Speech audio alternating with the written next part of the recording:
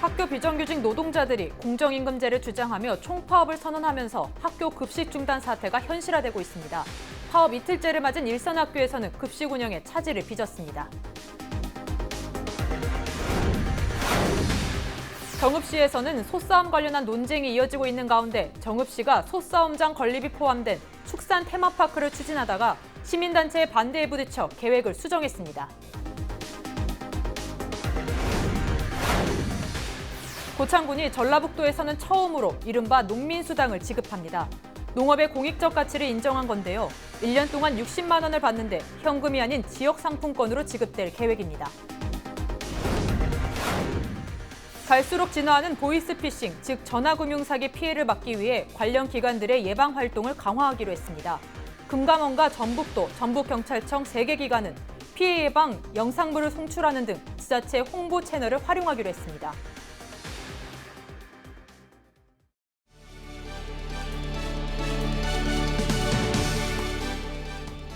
시청자 여러분 안녕하십니까? 헬로티비 뉴스 전북입니다.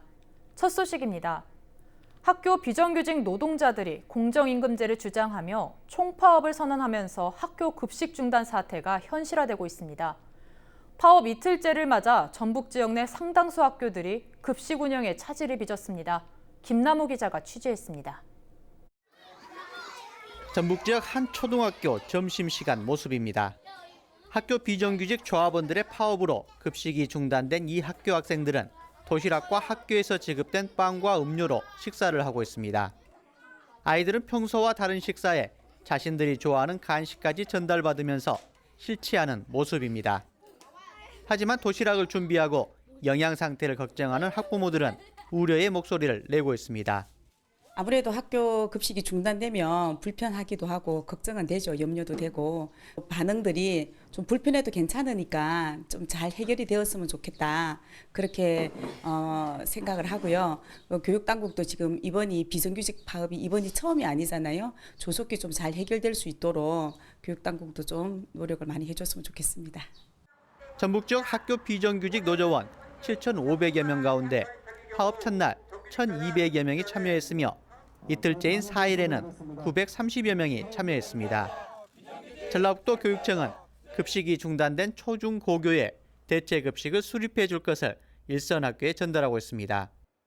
학교 비정규직 종사자들의 임금 인상률이나 정규직화 요구에 대해서는 실무 접촉을 확대해 해결점을 찾겠다고 밝혔습니다. 학교 급식이라든가 돌봄이라든가 특수교육 쪽에 이 파업 인원이 많을 경우에는 거기에 따라서 특히 급식은 대체 급식을 할 수 있도록 빵이라든가 그런 또 아니면 간편 조리할 수 있는 걸로 한다고 도교육청에서도 노조와 임금교섭을 성실히 진행할 예정입니다. 파업 이틀째를 맞아 급식이 중단된 학교 수는 전북 지역에서만 138개교. 학부모들은 파업이 종료된 뒤에 빠른 시일 내에 교육 정상화가 이루어질 수 있기를 호소하고 있습니다. 헬로티비 뉴스 김나호입니다. 정읍시에서는 소싸움 관련한 논쟁이 이어지고 있는데요. 정읍시가 소싸움장 건립이 포함된 축산 테마파크를 추진하다가 시민단체의 반대에 부딪혀 계획을 수정했습니다. 시민단체는 환영의 뜻을 밝혔지만 정읍시는 소싸움장 건립 자체를 포기한 건 아니라 밝혔습니다. 이진철 기자입니다. 정읍시 부전지구입니다. 정읍시는 생활환경정비 사업 일환으로 국비와 시비 113억 원을 들여 축산 테마파크를 조성할 계획이었습니다. 하지만 테마파크에 들어설 예정이었던 소싸움장이 동물학대 등을 이유로 논란을 빚자 계획을 수정했습니다. 소싸움장을 문화공연장으로 대체하고 이름도 동물테마공원으로 바꿔 사업을 추진합니다. 당초에 그걸 계획했었는데 그걸 추진을 안 한다는 얘기죠. 소싸움 건립을 그 테마파크 그쪽에 하는 거지 다른 것은 추진될 수가 있어요. 시민단체는 정읍시 결정에 환영의 뜻을 밝혔습니다. 그동안 동물학대 논란이 된 소싸움장 건립 취소 결정은 당연하다고 말했습니다. 지금 소싸움 경기장이 완전히 백지화된 거에 대해서 정말 환영하는 입장이고요.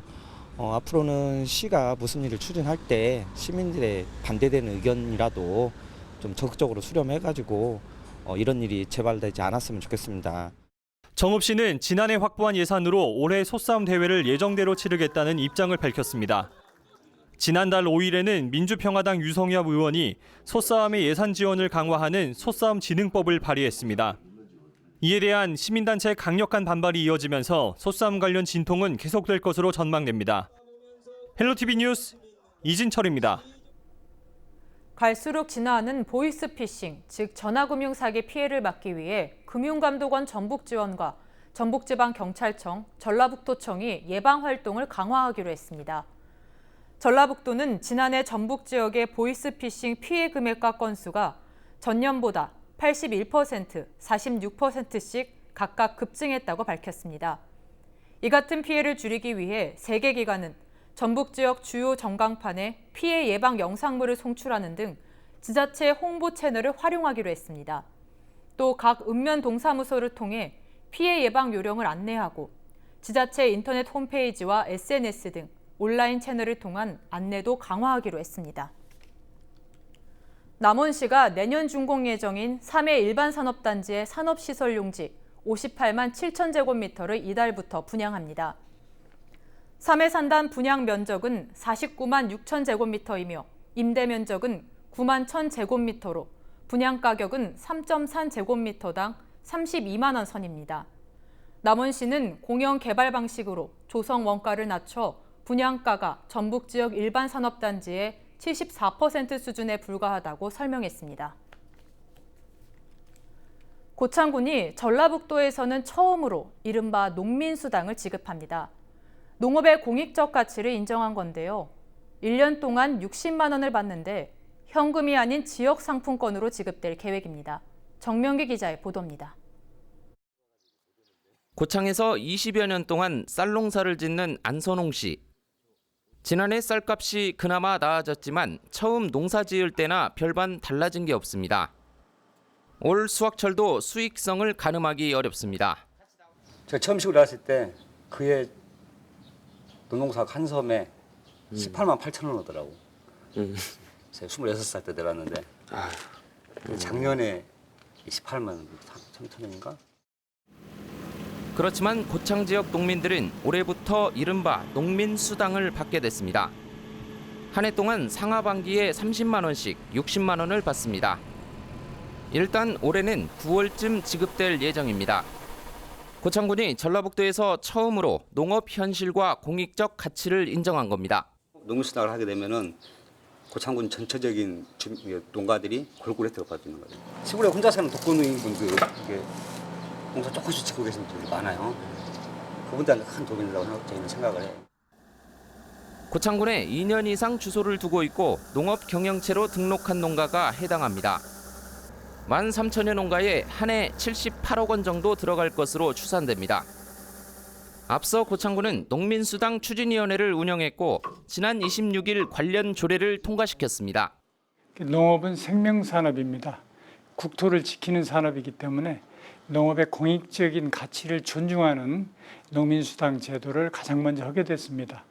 이것은 돈을 주는 게 아니고 농업과 농촌을 살리는 마음을 함께 하자는 그런 취지입니다.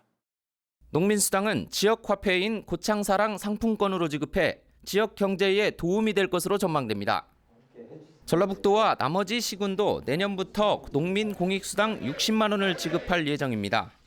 이후에도 좀 더 발전적인 방향으로 또 개선시켜 나가는데도 최선의 노력을 다하겠다는 약속을 함께 드리겠습니다. 고창 지역 농민단체는 지역 소상공인에게 실질적인 도움이 될 수 있도록 대형마트에서 상품권을 사용하지 않는 방안도 고민하고 있는 것으로 알려졌습니다. 헬로티비 뉴스 정명기입니다. 전국 최초 농민수당을 지급한 해남군을 시작으로 전국적으로 농민수당 지급 계획이 확산되고 있습니다. 농민수당을 지급했다는 건 지역사회가 농민이 흘린 땀의 가치와 농촌의 공익적 가치를 인정했다는 점에서 의미를 부여할 수 있는데요. 하지만 각종 인프라 부족, 고령화 등 농촌의 문제점은 쉽게 접할 수 있습니다. 농촌에 살고 있다는 그 자체만으로 불편한 현실에서 적어도 농민으로서 자긍심을 심어주는 제도적 장치 마련은 꼭 필요합니다. 그렇기에 농민수당은 지속가능한 발전과 공익적 기능을 증진하고 있음을 알 수 있는데요.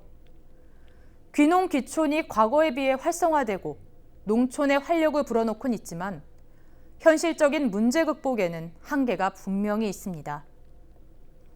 게다가 단순하게 연간 60만 원을 지원하는 수준에 머문다면 치적 쌓기, 생색내기로 전락할 우려도 있습니다. 이처럼 금전적 지원과 함께 농민들의 자긍심을 심어줄 다양한 형태의 사업도 병행돼야 합니다. 즉, 월 5만 원의 돈을 지원하는 수준에서 농업의 공익적 가치를 평가하고 인정해서는 안 된다는 점입니다. 도시민들이 농업의 공익적 가치를 공감하고 공유하는 교육과 현장에서 직접 체험할 수 있는 다양한 프로그램을 마련하고 시군별 금액 차이 등 형평성 문제가 발생하지 않는 방안들을 모색해야 할 것입니다. 지금까지 앵커 브리핑이었습니다.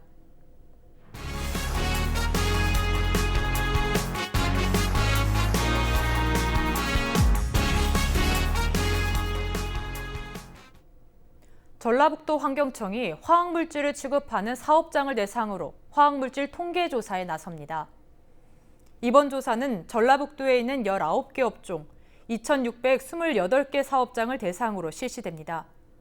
전라북도는 이번 조사를 통해 국가의 화학물질 통계를 촘촘히 확보하고 화학물질 취급 실태를 파악해 화학사고 대응과 예방, 사업장 안전관리 정보 등을 위한 기초자료로 활용할 예정입니다. 제출된 자료는 전북환경청과 화학물질안전원의 검증을 거쳐 내년 하반기에 화학물질 조사 결과 정보 공개 시스템을 통해 국민에게 공개됩니다. 고창군 민선7기 공약사업 이행평가단이 꾸려졌습니다. 공약이행평가단은 읍면 등에서 추천한 주민 15명과 공모를 통해 15명이 선발됐습니다. 평가단은 6.23 군수 임기가 끝날 때까지 64개 공약 사업을 상시 모니터링하고 문제점을 분석할 계획입니다. 또 자문 역할과 개선점을 건의하는 역할도 맡았습니다. 남원시가 아이돌봄 서비스를 연 800시간까지 무료로 확대 지원합니다. 남원시는 이달부터 아이돌봄 서비스를 기존 넷째에서 둘째 자녀까지 지원 대상을 확대해 지원한다고 밝혔습니다. 지원 대상은 남원 지역에 거주하는 만 3개월 이상부터 만 12세 이하, 둘째 자녀 이상으로 연 800시간까지 가능합니다. 서비스 신청은 아동의 주소지 관할 읍면동 사무소에 접수하면 됩니다.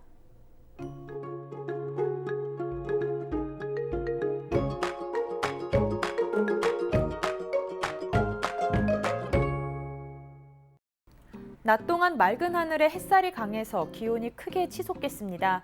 우리 지역 낮 기온은 31도로 더 심한 더위가 예상되는데요. 노약자나 어린이는 한낮 외출을 조금 자제하는 게 좋겠습니다.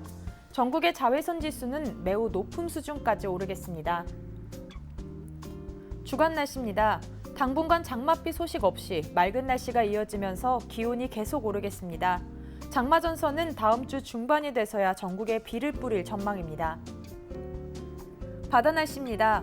바다의 물결은 0.5에서 1m로 다소 낮게 일겠지만 천문주에 의해 바닷물 높이가 높겠습니다. 만조시 저지대에서는 침수 피해 없도록 유의하시기 바랍니다. 전국 날씨입니다. 전국적으로 무더운 날씨가 기승을 부리고 있습니다.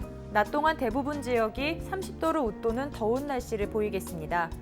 서울이 33도, 충북이 32도가 예상됩니다. 다음 주 중반쯤 전국에 장맛비가 내리면서 더위가 한풀 꺾이겠습니다. 강한 볕에는 피부는 물론 눈에도 화상을 입을 수 있으니까요. 햇볕 차단 잘 해주시기 바랍니다. 무더운 날씨에 탈수 증상이 나타날 수 있으니 틈틈이 수분을 섭취해 주시기 바랍니다. 날씨였습니다.